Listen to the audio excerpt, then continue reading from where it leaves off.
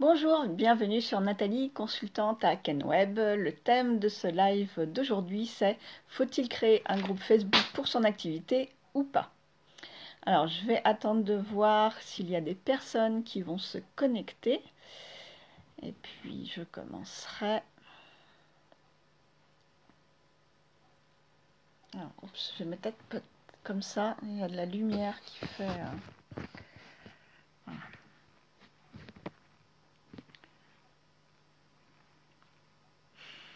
Bon, alors, on y va. Alors, faut-il créer un groupe Facebook pour son activité ou pas? Alors déjà, pourquoi est-ce que j'ai choisi ce thème? Parce qu'en fait, je pense que les groupes Facebook seront de plus en plus nécessaires et surtout auront plus d'impact qu'une page Facebook, hein, vous savez, avec l'algorithme de Facebook qui fait que les pages sont de moins visibles. Il va falloir peut-être penser à d'autres solutions. Donc voilà, et il faut savoir qu'il y a plus d'1 milliard de personnes qui utilisent les groupes Facebook. Donc c'est quand même un chiffre assez conséquent. Voilà, je vais d'abord vous donner mon opinion, mon expérience, et ensuite j'aborderai les questions qui m'ont été posées par des entrepreneuses sur ce thème-là. Donc, un groupe Facebook, ça sert à regrouper autour d'une idée, d'un concept, d'une ligne directrice, d'un thème, des personnes qui sont OK avec ça. Et qui ont aussi envie de participer à le faire grandir.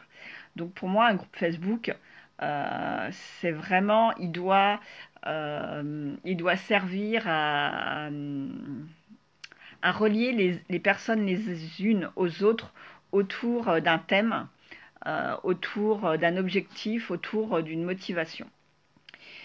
Alors, mon expérience par rapport à ça, j'avais donc un groupe Facebook avant les vacances qui s'appelait Akenweb Mentoring.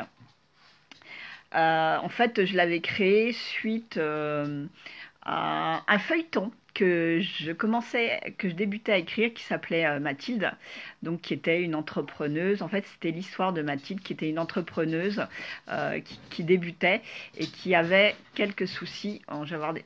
Ouais, excusez-moi, qui avait quelques soucis par rapport à la création de son activité. Donc, elle était graphiste avec son mari, son conjoint, par rapport à ça, donc à développer son entreprise. Donc, c'était vraiment, voilà, j'avais voulu, et en plus, le groupe s'appelait, alors, il n'avait pas ce nom d'Akenweb Mentoring, je me rappelle plus comment je l'avais appelé, mais bon, c'était pas ce nom-là.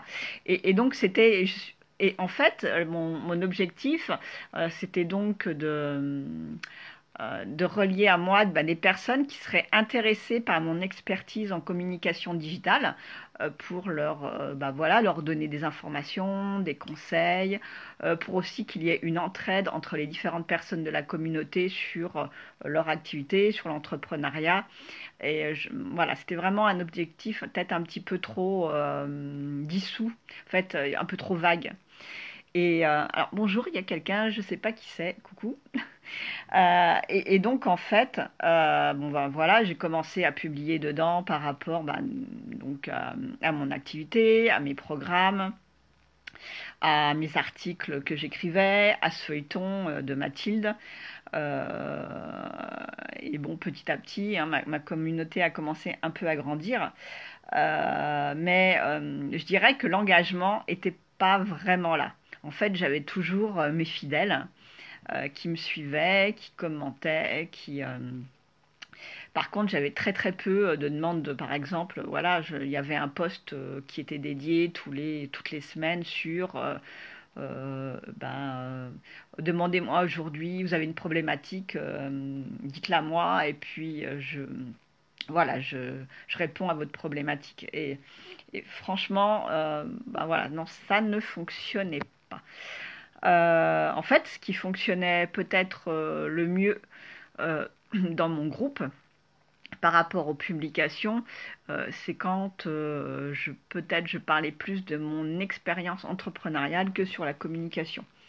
Et alors en fait, voilà, au mois de juin, j'ai décidé de l'archiver parce que je, enfin, je mettais de l'énergie, j'avais pas trop de retours. Et puis, ça me prenait du temps quand même à trouver voilà, quand même des idées de publication, à poster. À l'époque, la programmation dans le groupe, elle n'existait pas. Donc, voilà, fallait quand même être présente. Et donc, enfin, voilà, disons, entre guillemets, j'en ai eu un peu marre et j'ai décidé plutôt de mettre mon énergie dans ma page Facebook plutôt que dans le groupe où je pense aussi il y avait des personnes qui voilà, étaient venues, mais enfin, elles jouaient le tour, enfin, elles étaient là en touriste entre guillemets et elles n'avaient jamais publié de présentation, elles n'avaient jamais publié de questions ou n'avaient jamais participé à des publications que d'autres personnes avaient pu. Donc voilà, c'était pas top. Donc au lieu encore de rechanger de direction,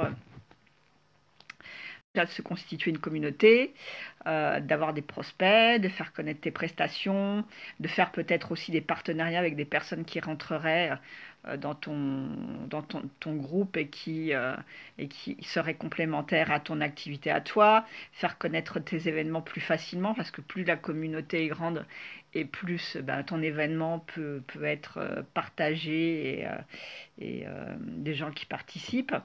Et puis aussi, tu peux, toi, découvrir bah, des... Ah, j'ai des problèmes de connexion, désolé. Donc ce que je disais, oui, tu peux découvrir aussi de nouvelles choses, de nouvelles activités qui pourraient peut-être voilà, t'amener sur des sujets par rapport à tes publications aussi, découvrir des nouvelles personnes, des personnes que tu n'aurais pas pu connaître si tu n'avais pas créé ton groupe. Ou découvrir des événements, en fait, bah voilà, le bénéfice, moi, je le vois comme ça. Et je ne vois, à part le temps que tu vas y mettre, il y a pas vraiment de désavantage, entre guillemets. Une autre question qui était de Patricia, comment créer une communauté engagée? Alors là, ça c'est vraiment, entre guillemets, ce que je peux appeler le nerf de la guerre, hein, même que ça se voilà, comme pour une page Facebook. Bon, alors déjà, il faut déjà créer une charte qui va te permettre bah, de poser tes intentions, aussi poser les objectifs du groupe, poser des règles, parce qu'il faut toujours y avoir des règles, hein, on ne sait jamais comment les gens vont se comporter, donc c'est vraiment très très important d'avoir des règles dans cette charte. Ensuite, ça va être de bien te faire identifier comme administrateur de ton groupe, c'est-à-dire que les gens, bah, ils savent que c'est toi qui administres, c'est toi qui as posé les règles et que voilà, il faut s'y conformer. Alors après, je vais plus rentrer dans la ligne éditoriale. Donc, il faut donner un objectif au groupe, c'est-à-dire à quoi va te servir ton groupe. Est-ce que ça va être, ben, entre guillemets, trouver des clients? Est-ce que ça va être de te créer une communauté qui va partager ben, tes articles? Est-ce que ça va être plutôt entre guillemets, un objectif d'irréputation. En fait, voilà, il faut vraiment poser cet objectif. Par exemple, quand j'ai fait mes recherches, j'ai trouvé donc un entrepreneur donc un web designer, un webmaster qui créait des sites internet WordPress et lui avait créé un groupe Facebook sur l'entrepreneuriat en fait. Donc voilà, avec toutes les problématiques liées à l'entrepreneuriat et pas du tout sur son métier de webmaster de site internet. Donc ça va être donc créer ta ligne éditoriale. Donc en fait, bah, dans ta ligne éditoriale, ça va être, tu vas pouvoir peut-être faire des publications où tu poses des questions à ta communauté. Par exemple, faire des sondages sur, bah, déjà faire un premier sondage sur qu'est-ce qu'ils aimeraient trouver dans ce groupe et pourquoi, voilà. Ça va être des publications, bah, tes événements, les bons plans que tu peux...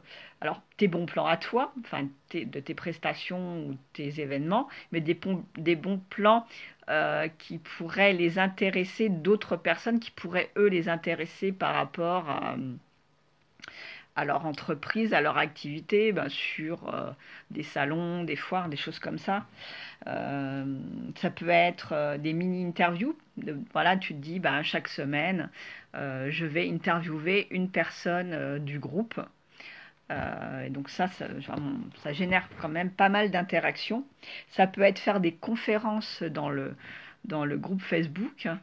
Bah voilà, des lives où tu vas aborder un thème en rapport avec ton activité, avec tes prestations, avec les problématiques que pourraient rencontrer les personnes du groupe. Ça peut être de lancer des défis. Donc voilà, je vous mets au défi par exemple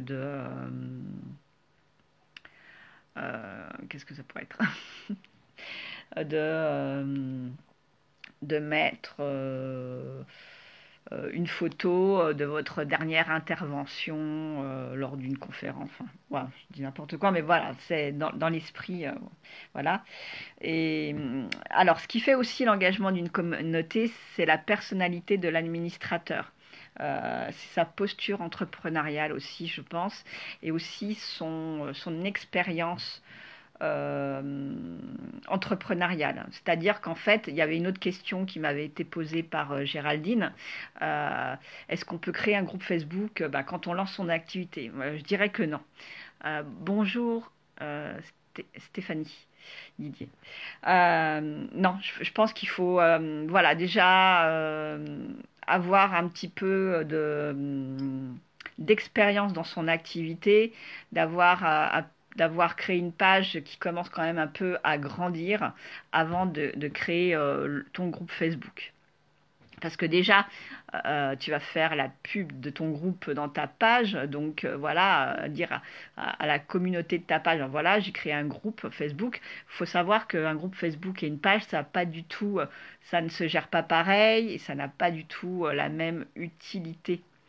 Dans un groupe Facebook, il va falloir faire qu'elle soit très réactive avec beaucoup de sujets qui permettent de l'interaction, faire réagir les gens.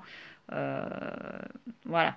Donc c'est pas. Donc moi je dirais non, il faut pas du tout. Enfin, il faut attendre avant de créer un groupe Facebook. Si je prenais, alors je vais vous prendre un exemple, par exemple, donc l'exemple, ça, voilà, un très grand groupe qu'il y a sur Facebook, c'est le groupe des entrepreneuses qui déchirent de Céline Pod. Quand elle l'a créé, elle l'a créé il y a plusieurs années déjà. Et en fait, elle l'a créé, elle est coach, donc coach pour les entrepreneuses, elle est coach dans le développement euh, de l'estime. Enfin, moi, je vois plusieurs choses, hein. Après, c'est mon ressenti à moi par rapport à ce qu'elle propose. C'est l'estime qu'on peut avoir quand on est, l'estime de soi quand on est entrepreneuse. Mais le groupe a été vraiment créé autour de l'entrepreneuriat féminin. Et je pense que c'est vraiment, à l'époque où elle l'a créé, il n'y avait pas beaucoup de groupes Facebook en plus qui étaient sur ce thème-là. En tout cas, moi, quand je l'ai trouvé, j'étais en recherche de ça et puis je suis tombée sur elle.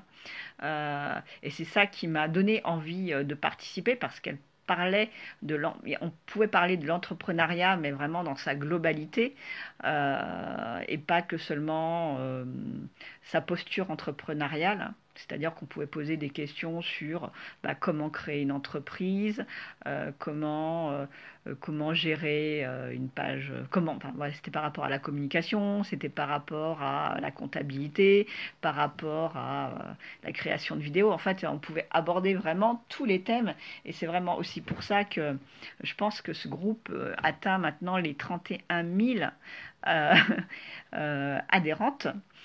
C'est parce que vraiment, il y a vraiment très très large panel déjà de personnalités, de profils d'entrepreneuses qui peuvent répondre aux plus grandes problématiques possibles.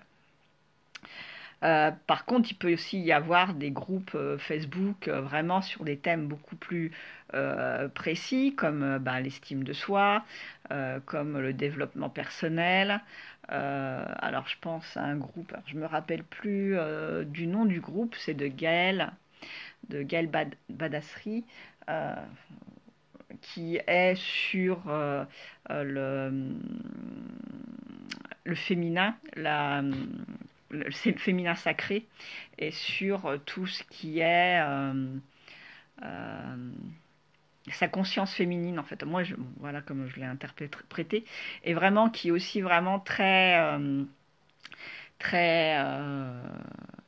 vivant et où il y a voilà où vraiment les gens peuvent voilà dialoguer et tout.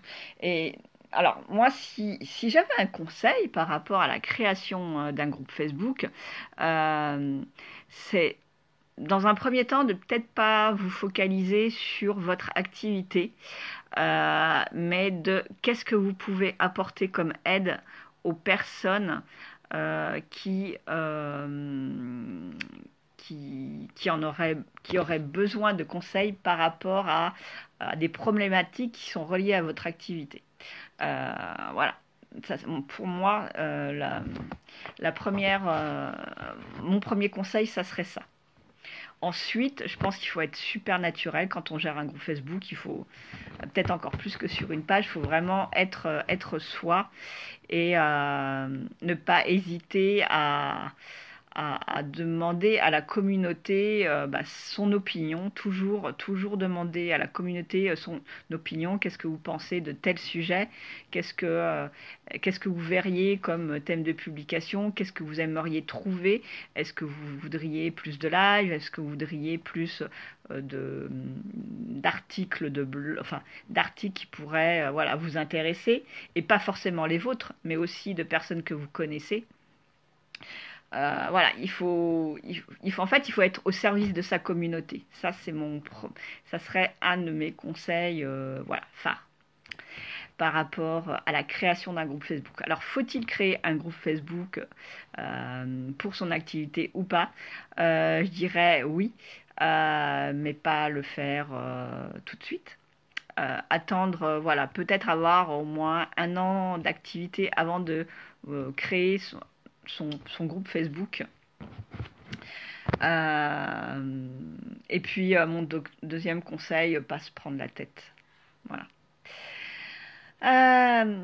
Voilà pour ce live. En fait, pour tout vous dire, hein, pour être franc, je l'ai préparé à l'écrit et je ne l'ai pas du tout, pour une fois, je me suis pas du tout entraînée, entre guillemets, comme je l'ai fait. Donc là, c'est vraiment du freestyle, on va dire. Et j'espère que voilà, vous aurez trouvé quand même quelques réponses. Voilà, bientôt la fin du mois de novembre et bientôt le mois de décembre. Et comme toujours, voilà, hein, j'ai mes 5 places qui sont disponibles pour des séances gratuites par rapport à votre communication digitale et à votre stratégie. Alors n'hésitez pas à vous inscrire, je remettrai le lien en commentaire. Vendredi, on fait le bilan de la semaine qui va être peut-être un peu moins lourd que la semaine dernière, mais tout aussi motivant. Et puis, j'espère que vous allez passer une très belle journée, que vous arrivez à bien travailler malgré les blocages. Voilà. Et puis, à bientôt. Au revoir.